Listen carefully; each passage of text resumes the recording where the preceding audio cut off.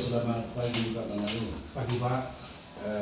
Sesuai jadwal sudah kita sepakati, hari ini saya akan melakukan observasi dalam kegiatan supervisi akademik di kelas Bapak. Karena itu kita perlu bicara santai aja sebetulnya Pak, biar bisa lebih optimal nanti ruangan. Sudah siap untuk pagi ini untuk masuk di kelas Pak ya? Siap Pak. Kira-kira menurut Bapak ada yang Bapak harapkan dari proses kita bicara ini yang untuk membantu Bapak nanti di kelas? Kalau soal membantu saya nanti di dalam proses pembelajaran itu, rencanaku saya nanti menggunakan IT yang fokus supaya nanti anak-anak lebih cepat melihat dari materi yang saya ajarkan itu. Rencana apa rupanya materi yang mau dibawa? materiku nanti yang mau saya bawa itu yaitu cita-cita demi menggapai masa depan. Itu materi saya nanti Pak. Cita-cita ya Pak ya? Cita-cita. Dari materi yang Bapak bawa nanti, kompetensi seperti apa yang ingin Bapak kembangkan? Saya ingin mengembangkan kompetensi bahwa anak-anak ini kalau bisa bersyukur atas kesempatan untuk meraih cita-cita yang mau dia raih, lalu punya kepercayaan diri dalam upaya meraih cita-cita itu, dan seterusnya. Dan dia juga dapat melakukan sesuatu hal bahwa gereja juga sangat mendukung anak-anak untuk meraih cita-citanya itu sebagai siswanya. Itu rasa syukur dan menjaga dirinya ya Pak ya. Kalau itu kira-kira tujuan pembelajaran yang Bapak bawakan ini apa? Ada 3 tujuan pembelajaran yang harus dicapai nanti Pak. Yang pertama, bahwa setiap siswa itu harus memiliki cita-cita, bahwa pentingnya memiliki cita-cita. Lalu yang kedua, menjelaskan usaha yang dapat dilakukan oleh anak untuk menggapai cita-cita itu. Apalah usaha-usaha yang harus dia gapai supaya cita-cita yang selama ini dia dambakan dapat tercapai. Lalu yang ketiga nanti, yaitu mencari pandangan dalam kitab suci tentang pentingnya meraih cita-cita untuk masa depan. Itulah yang harus dicapai nanti.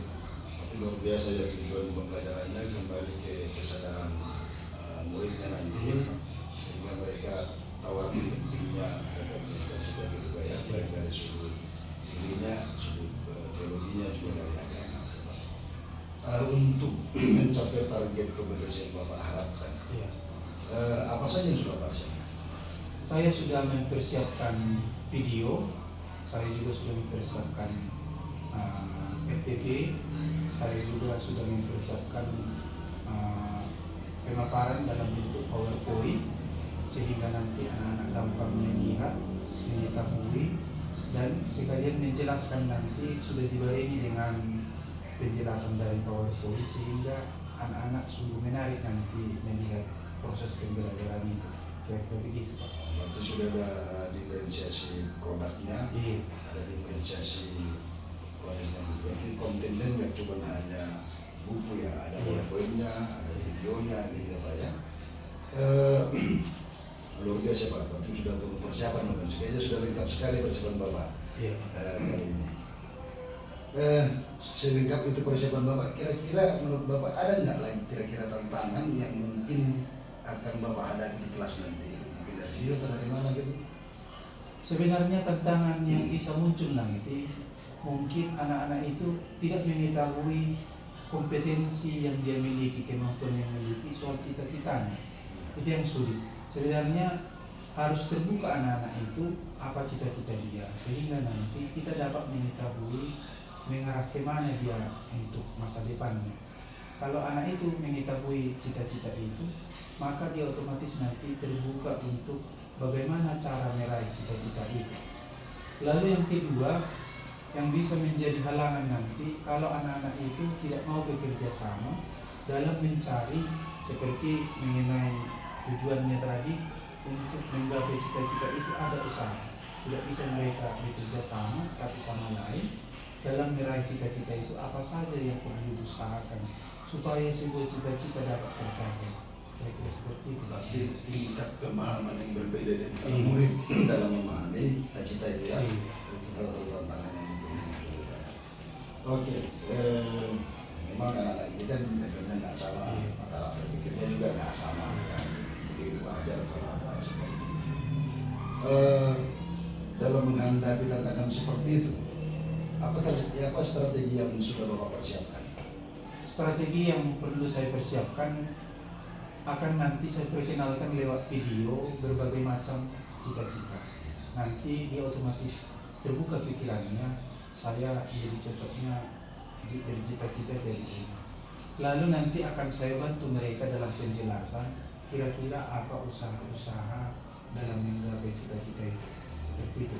Jadi langsung dilihatkan real dalam bentuk video nyata inilah cita-cita kira-kira gitu Pak ya.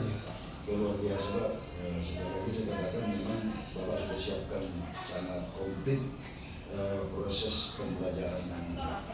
Oke, apakah ada mungkin yang Bapak harapkan bantuan atau yang membantu Bapak untuk mempermudah proses pembelajaran yang akan ada di kelas nanti? Mungkin ada bantuan dari rekan, guru, atau mungkin ada orang tua dihadirkan atau gimana? Kira-kira seperti apa?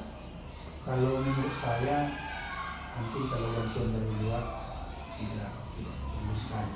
Hanya dari antara anak itu saya harapkan nanti pertama mereka mampu bekerja sama menemukan sesuatu hal bahwa mereka itu punya kemampuan lewat cita-cita yang mereka miliki, bahwa dalam diri anak itu ada tanggung jawab yang hadir dalam diri mereka sehingga kelak anak-anak itu dapat berhasil. Kira-kira begitu. Jadi ada kesadaran diri ya Pak ya? Iya, dari kesadaran. Oke, luar biasa Pak. Percakapan kita pagi ini sebelum masuk ke kelas, dari pemaparan Bapak saya dapat melihat bahwa materi yang akan Bapak bawakan nanti sangat penting untuk membangun pribadinya anak-anak didik ini, sehingga mudah-mudahan mereka bisa sadar seberapa jauh potensi mereka, seberapa kuat mereka melakukan harapan mereka. Nah, semoga sukses nanti di kelas Pak. Iya Pak, terima kasih. Terima kasih Pak. Kita langsung ke kelas Pak. Iya Pak. Sebelum kita memulai pelajaran kita, terlebih dahulu kita bernyanyi.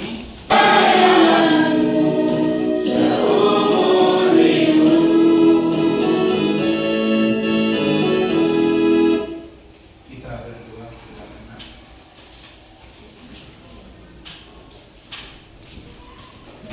Marilah kita bersatu dalam doa dan berdoa. Amin. Allah Bapa yang Maha Baik, terima kasih atas berkat yang telah Kau berikan. Puji dan syukur kami haturkan kepadamu, di mana pada pagi hari ini kami ingin memulai pembelajaran kami. Berkatilah ya Bapa agar pembelajaran kami ini dapat kami mengerti dengan baik. Berkati juga orang tua kami di mana mereka berada, dan Bapa berkati juga guru-guru kami yang ada di SMP Negeri 6. Bunda Maria, Bunda Gereja, hantarkanlah doa kami ini kepada anakmu Yesus Kristus. Dalam nama Bapa. Amin. Terima kasih guru atas doanya. Sekarang sebelum kita memulai pelajaran kita pada hari ini, kita coba dulu tepuk 1, tepuk 2, tepuk 3, tepuk 4, tepuk 5, baru tepuk merah. Tepuk 1, tepuk 2, tepuk 3, tepuk 4, tepuk 5, tepuk bebas. Kita buat dulu kesepakatan kelas. Sekarang saya minta kepada kalian, apa kesepakatan kelas kita? 1, ya, mendengarkan guru saat menjelaskan. mendengarkan guru saat menjelaskan. Setuju? Yang kedua, silakan. Berbicara dengan sopan. Setuju? Yang ketiga, Tertib dalam kelas. tertib dalam kelas. Baik, cita-cita demi menggapai masa depan. Apa usaha yang dapat kita lakukan untuk menggapai cita-cita ini? Sebanyak mungkin nanti carilah pendapat-pendapat yang dapat menjawab pertanyaan ini. Lalu yang ketiga, menjelaskan pandangan dalam kitab suci tentang pentingnya merencanakan masa depan. Pemadam kebakaran.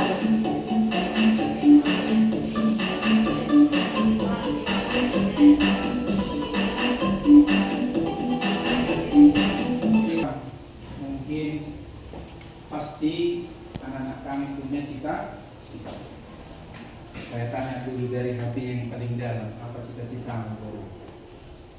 Rencana bisnis. Kalau kamu apa cita-citamu? Hakim. Kamu Cynthia, apa cita-citamu? Hah? Suster? Hah?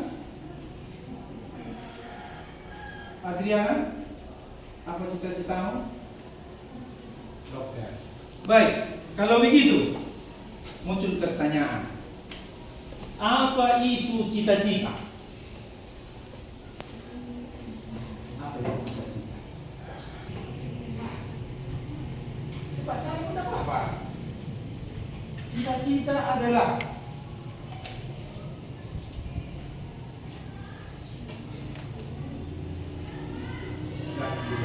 cita-cita kira-kira.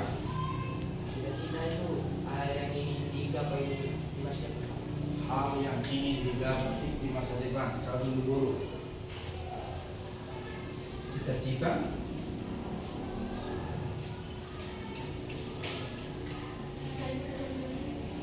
sebuah pekerjaan di masa depan. Kawinnya apa kira-kira? Suatu tujuan yang akan dilakukan di masa depan. Jawaban kalian itu tidak ada yang salah. Dan sekarang kita lihat dulu apa itu cita-cita. Cita-cita merupakan keinginan atau kehendak yang akan kita wujud nyatakan, atau suatu keinginan yang akan kita tuju, atau juga dapat kita sebut sebagai suatu harapan yang senantiasa kita perjuangkan untuk kita dapat. Maka perlu kau sekolah. Lihat gambar ini. Alasan yang mau kita cari. Mengapa penting memiliki cita-cita? Berarti kalau ada satu kelompok contohnya 5 orang atau 6 orang, berarti adalah 5 jawaban atau 6 jawaban. Kira-kira seperti itu. Diberikan waktu kurang lebih 5 menit untuk mencari jawaban ini. Dipersilakan. Mengapa penting memiliki cita-cita?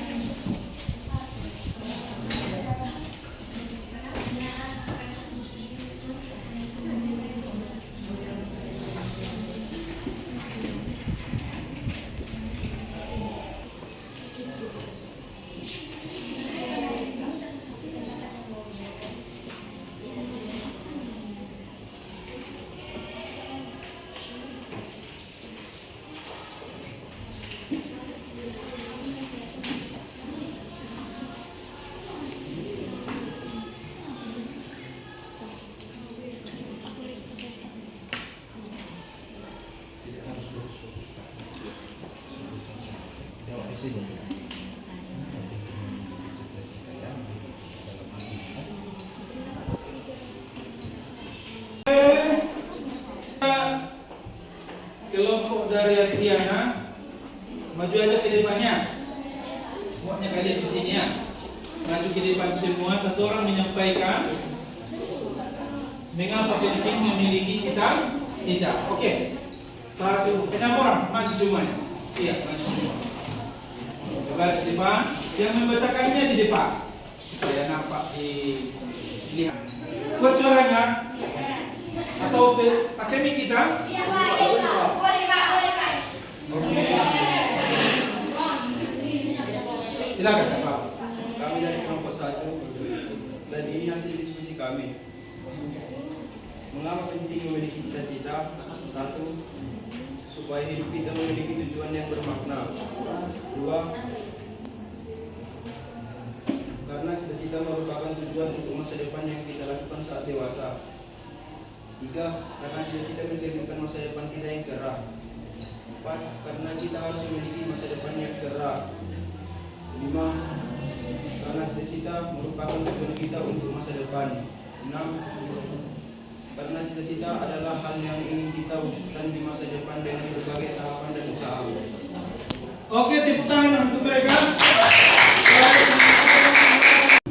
Kan itu kan? Itulah salah satu pesan Bapak kepada kalian. Orang tua sudah, lalu diserahkan kepada guru. Oke, saya berikan waktu 1 menit untuk mencatat ini. Usaha yang kulakukan, tulis dulu apa cita-citamu. Cita-citaku. Nah, tulis di bawah cita-cita apa cita-citamu. Mungkin cita-citamu di situ bidan. Lalu usaha yang kulakukan di sekolah untuk mencapai cita-cita itu. Diminta ada 5. Nah, itu di rumah dikerjakan. Oke? Tulis dulu PR-nya ini, di rumah dikerjakan, minggu depan kami terima hasilnya.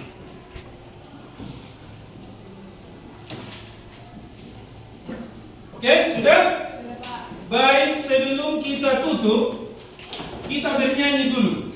Lagunya Kaulah Harapan. Tahu lagu ini? Tidak tahu?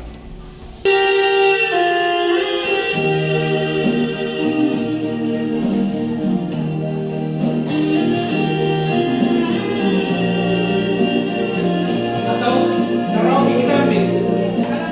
Karaoke? Hah? Ini aja? Semua menyanyi walaupun ada suara.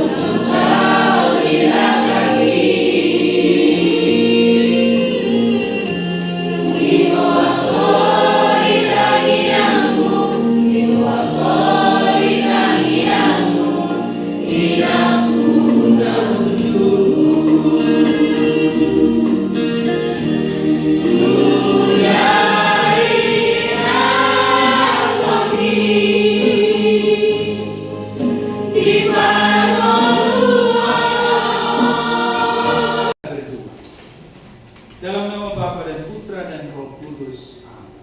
Terima kasih ya Tuhan, karena kami sudah selesai kegiatan proses pembelajaran ini.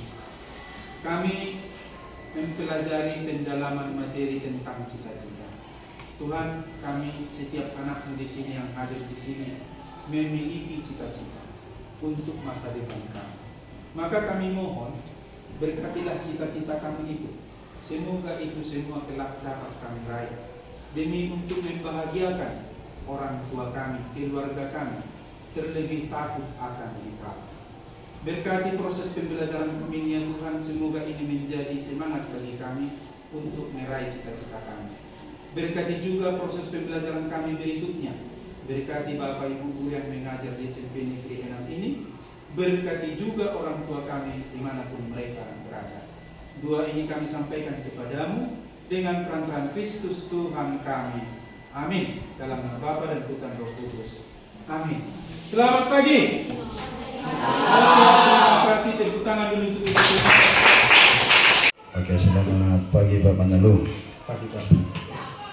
Tadi kita udah dari ruangan untuk melihat bagaimana proses PBM di ruangan. Iya. Saya sendiri sudah melakukan pengamatan dan observasi seluruh proses pembelajaran tadi. Iya. Hari ini kan kita membicarakanlah bagaimana semua proses itu sudah berlalu dan bagaimana kita memperbaikinya ke depan. Sebelum ke situ, saya mau tanya ke Bapak dulu, sudut penilaian Bapak atas proses PBM tadi sudah bagaimana menurut Bapak?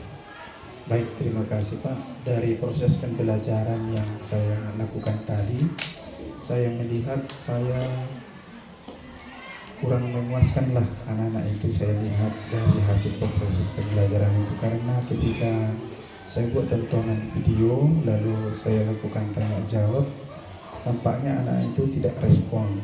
Artinya jadi hanya saya sendiri yang melakukan jawaban sendiri kepada anak itu, maka dari hasil itu pembelajaran yang saya bawa itu kurang memuaskan Bapak. Terima kasih. Jadi menurut Bapak anak-anak kurang aktif gitu ya dalam memahami pelajarannya. Kenapa bisa Bapak menilai seperti itu? Menurut saya mungkin Pak, dari metode yang saya bawakan tadi, sehingga anak itu tidak aktif, maka untuk di kemudian hari atau minggu depan saya akan berusaha membuat metode yang lebih bagus lagi supaya anak-anak tersebut dapat lebih aktif lagi, sehingga terjadi komunikasi yang baik antara murid dengan guru dalam proses pembelajaran itu, sehingga suasana pembelajaran itu sungguh hidup. Seperti itu Pak. Itu ya. Iya Pak. Berarti intinya menurut Bapak anak-anak kita ini tadi responnya kurang baik, terus kurang tertarik dengan materi itu. Tapi Pak, menurut saya ya, kalau Bapak berterima boleh sebetulnya. Kita kan bukan mau menyalahkan ini. Menurut saya sebetulnya anak-anak itu bukan soal tertarik atau tidak sebetulnya. Tapi sepertinya mereka jenuh aja. Kalau mungkin metode yang Bapak lakukan ini sudah berulang-ulang begitu aja. Jadi sehingga mereka jenuh dengan situasi itu. Itulah menurut saya. Seharusnya yang kita lakukan sebagai guru, setiap materi pelajaran itu tentu punya karakternya sendiri. Kita harus paham setiap karakter dari materi itu dan kita sesuaikan dengan karakter anak kita sehingga mereka sinkron. Sehingga anak-anak itu bisa merasakan bagaimana pembelajaran itu mengalir, bagaimana sebuah materi mengalir. Saya pikir ini menurut saya ya, ini yang perlu Bapak gali. Apa karakter materinya, bagaimana menyatukan itu ke anak-anak. Jadi materi berikutnya berbeda dengan materi yang hari ini. Materi hari ini berbeda dari sebelumnya. Jadi dia ada perubahan. Jadi warna dalam pembelajaran itu berbeda. Nah, saya yakin kalau Bapak lakukan itu pasti ada tanggapan yang berbeda atau sikap anak-anak yang berbeda dalam memahami pelajaran. Dari apa yang sudah Bapak sadari tadi nih, dengan yang kita bicarakan tadi barusan, kira-kira apalah yang perlu Bapak perbaiki ke depan?